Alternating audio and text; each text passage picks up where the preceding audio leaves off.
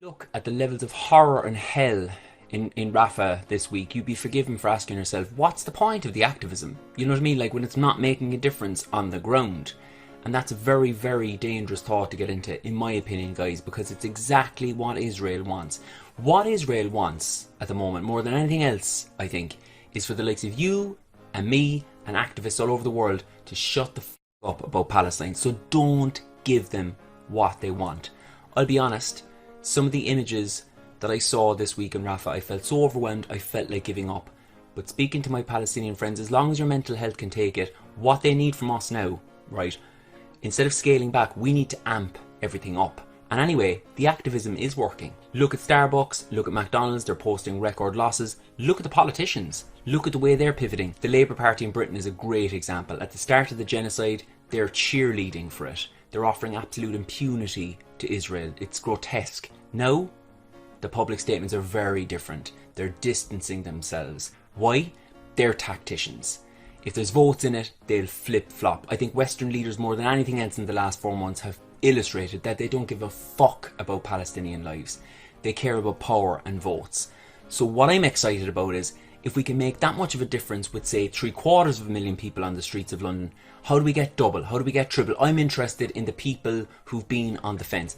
Not Zionists. I'm not interested in an ideology that supports the mass murder of children. I'll never get my head around that. I'm not qualified to understand that degree of psychosis. I'm interested in people in the middle. How do we get them on the streets? There are people in the middle, I would imagine, who have been fed the propaganda from the Zionist side. You know, to those people I'd say, turn off your local news, turn off CNN, turn off BBC just for an hour, just for a few minutes, and turn on Al Jazeera. Ask yourself, when you look at the other side, have you been lied to? Is there more to it? There's remedies for everyone in the middle, in my opinion. If you're scared about someone said to me the other day, I'm scared about jumping on the bandwagon. I've been doing nothing, I don't want to jump on the bandwagon. Every Palestinian I've spoken to anyway would just like you to get off the fence. They'll actually offer you a hand to come onto the bandwagon. It's just numbers. We just want more people on the street. You'd be made very welcome. Some of the most beautiful, life-affirming experiences of my life have been on Palestinian solidarity marches.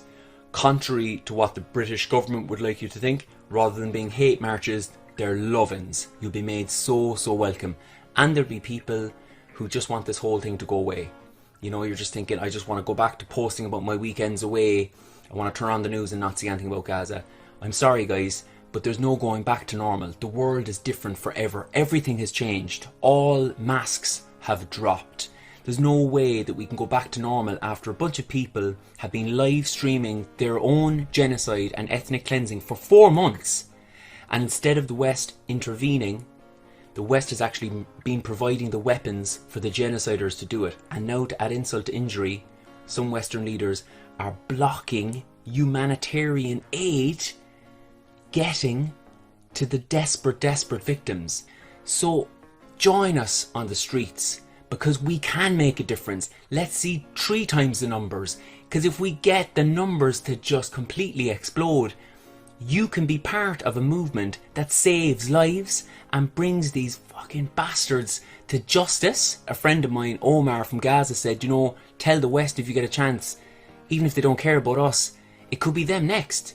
Because this rogue state is breaking international law. It's not just a war or annihilation of Palestinians. It's an annihilation of decency, of reason, of humanity, of international law. They've stated, their Prime Minister has stated that not even The Hague will stop them. Well, I tell you who will stop them. We will. We can. Join your local Palestinian solidarity group. Get to your march this weekend and be part of, I'm promising you, the most fulfilling, most important thing you'll ever do with your life. Free Palestine.